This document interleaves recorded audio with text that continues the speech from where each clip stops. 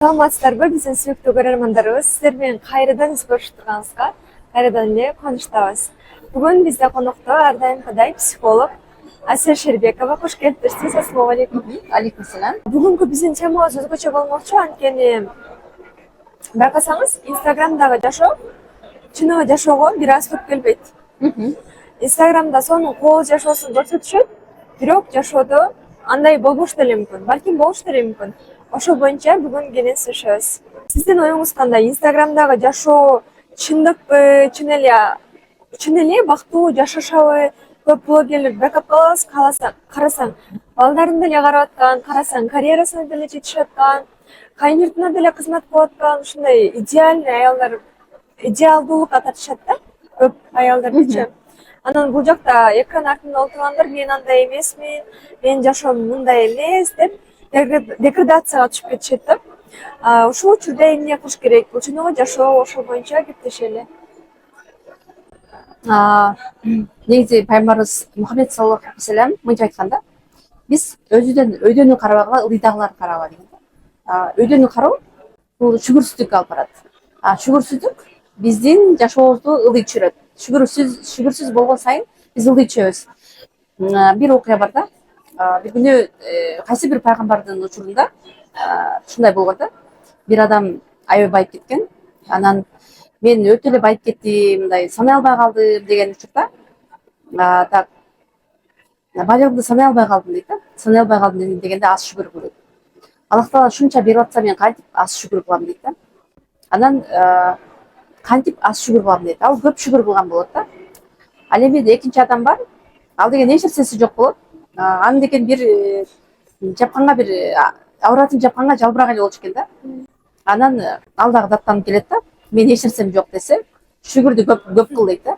Көп шүгүр кыл дейт десе, мен деген эч нерсем жок болсо эмне мен шүгүр кылам дейт да. Деген кезде анда ошол шамал жалбыракты учуруп кеткен экен да. Бул жерде адамдардын өзүнүн өйдөдөгүлөрдү кароо ал шүгүрсүздүккө алып келет. Ошол эле кезде көз түйүү деген нерсе бар да. Көз түйүү мисалы шариятыбыз боюнча көз түйүү бар, демек көз тиет.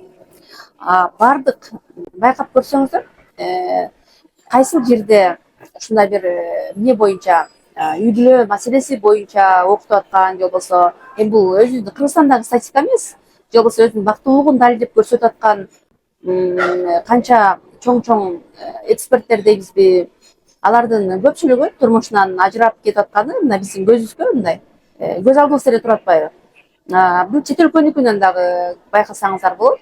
Элдин алдында болушунча мындай бактылуулук болуп көрсөтүп атканын аркасында сөзсүз анын минус тараптарын көрсөтпөгөнү, ошол плюс тараптары менен булардын жашоосу ушундай вау деген нерсе менен көз түйүүнүн аркасында минус тараптары чыгарбаганын аркасында кайра эле ушул адамдардын баары суктанат, аны идеалдуу үй бүлө катары карайт, анын аркасында сөзсүз ажырашууга алып барып атат да. Бул эми биздин Кыргызстан эле эмес, мен тааныган дүйнөлүк психологдор бар, дүйнөлүк эксперттер бар. Алардын жашоосунда дагы эркек кандай, сиз үчүн эркектер канча ойлонот деп эркектер менен эле эң идеалдуу болуп чыгып жүрүп эле анан карасаң эле эки жолго түшүп калган көп көрүп атабыз да. Бул жерде ошон үчүн негизи мындай көз önүндө сактануу үчүн сен минус тарап, плюс тарап экөө баланста болуш керек. Мисалы ошол кезде байкап көрсөңүздөр, кээ бир үй бүлөлөргө адамдар суктанбайт да. Себеби ал үй бүлөлөр минустарын кошо мындай жашоосу кандай болсо ошондой чыгарган дагы үй бүлөлөр бар да. Только плюс менен жүргөндөрдүн аркасы минус болуп калып атканы бар. Же болбосо мындай байкап көрсөңүздөр, же болбосо минус плюстары менен баланста жүргөндөр да бар да. Бул баланс деген ал бардык минус плюс менен баланс болот атпайбы? Бул жерде сөзсүз көрсөтүү керек. Мисалы көрсөткүң келип атабы, негизи үй бүлөдөгү плюс тараптарыңды, бактылуу болгон көзүрмеңди сыртка далилдөө негизи ал норма эмес. Аны сыртка далилдөө менен сен балким өзүң нормада эмес экенин дагы билдирип турасың. Мындай айтканда мен ушундаймын, менин жашоом ушундай деген сыяктуу мактануу да, мактануу элге далилдөө болуп атпайбы? Чыныгы бактылуу адам ал өзүн элге көрсөтпөйт да, далилдебейт элге. Мен бактылуумун деп сыртка мактанбайт. Мындай айтканда ал өзүн тынчтыкта бактылыкта жашай берет. өз бактылуулугун далилдөө эмнеден келип чыгышы мүмкүн, мисалы үчүн? Ал далилдөө кайра эле мисалы аны кайра эле салыштырсак болот. Эгерде детская позицияда болсо эгерде адам, анда биз кичинекей кезибизде ошондой болчук да, мактангысы эле келе берчү да. Кичинекей бир шоколад жесек дагы мен моно шоколад жедим деп анан сыртын көрсөтчү кичинекей кезибиздечи, анда эми шоколад биз үчүн аябай баалуу болчу да. Жаңы 2 класс, 3 класс учурларыбызда СССР жаңы бузулган учурларда анан сырттан бизге шоколаддар кирип баштаган. Ал кезге чейин сырттын шоколадын зыяндуу шоколаддар киргизчү эмес. Анан бир 4 класс болуп калган кезибизде сырттан СССР бузулду. Анан сырттан шоколаддар кирип баштады. Ошол учурда анан бир шоколад жесек дагы мактана берчүк да. Мен мындай шоколад жедим деп баарыбызга. Кичинекей бала мактанат просто. Кичинекей балада анда мен кыйынмын, мен атаманмын деген нерсе болот. А чоң киши, жетилген киши ал сыртка далилдебейт. Түшүнүктүү. Анан дагы мындай нерсе бар да. Айда мисалы мактанганда дагы мен мээримдүү 3 баланын мээримдүү энесимин. 2 баланын мээримдүү энесимин. Сүйүктүү жарымын деп жазып алгандар барбы? Булар дагы ошентип далилдейт. Бирок ошолордун да жашоосу өтө мындай бир көйгөй деп айтсак, көйгөйдө деп айтсак болот. Мындай айтканда көйгөйү көп деп айтсак болот. Менимче эң бактылуумун деген адам деле бир үйүндө бир көйгөй болуш керек, э? Мындай элге айтпаган, баары ичинде бир проблемасы болот да. Бирок бул жерде мисалы үчүн көз тиет, сөз тиет деп айтып калышат, бирок өз бактын монтип камтып алуу эле биз азыр чыгарсак көз тиеп кетет деп канчалык ушунун экөөнүн ортосунда чек бар? Негизи кандай, мисалы мен Аябай мактанып салуу менен такыр эле мына жашырынып, эч кимге көрсөтпөй жашоо. жок, көрсөтпөй жашырынуу эмес. Бул жерде жашырынуу эмес, просто жашырынбайсың. Сен эгер көрсөткүң келсе, жашооңдун баарын эле көрсөт. Мисалы баарын көрсөтүү дегенде минус тараптарын дагы баланста болуу керек да. Кээ адамдар бар да, мисалы маскасы элдин астында маска болушу мүмкүн, бирок өзүнүн мүнөзү жаман болушу мүмкүн. Эмне үчүн жаман мүнөзүн ал көрсөтпөйт?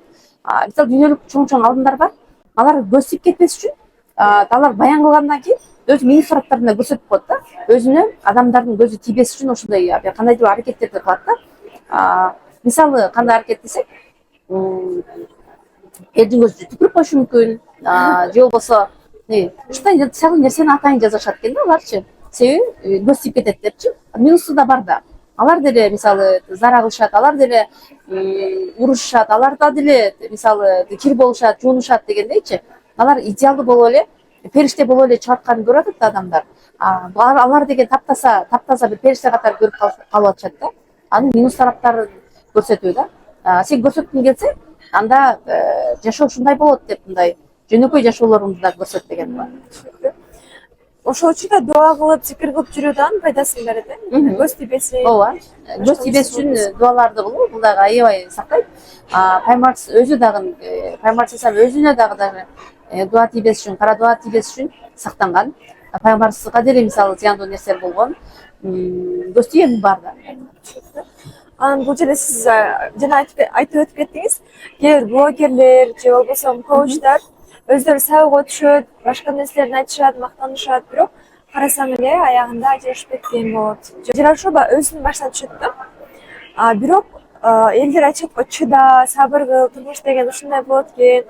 3 жыл сабыр кылсаң, 3-4 жылдан кийин жакшы жашоо келет. Аял киши ушундай сабырдуу болуш керек деп айтышат да. Анан кээ бир үйлөрдөн окуп аласың, биз ошол учурда кыйынчылыктар болгон, сабыр кылганбыз, ошентип жеңдик, азыр жакшы жашоодобуз дейт. Балким бул сабырсыздыктан да келип чыгабы, бирок антейин десең зордук зомбулук күчөп атат үй бүлөдө. Аялдарды уруп аткан болот, башка нерсе болуп аткан болот. Мисалы үчүн Арген менен Аружан элдин көзүнө идеалдуудай, бактылуу, сонун үй бүлө көрүнчү да. Бирок көрсөң, үй бүлөсүндө деле бир зордук зомбулук болгон экен. Учурунда бирок айтылбаган. Эми аял киши өзү күнөөлүү сезген, мен жакшы эмес болуп атам, мен туура эмес иштерди кылып жатат окшойм. Ошого мени уруп атат да деген нерсе болот экен да, сезим, өзүм күнөөлүү сезим. Анан мен турмуштан чыккандан кийин мени ким алмак эле, жакшы көрөт беле айылды, жаман сөз айтышат да депчи. Ошол учурда экөөнүн ортосунда кандай чек бар? Кайсы учурда сабыр кылыш керек, кайсы учурда ажырашып токтотуп кете калыш керек? Ал негизи чыда 3 жыл чыда жакшы болуп кетет деген нерселерге мен кошулбайм.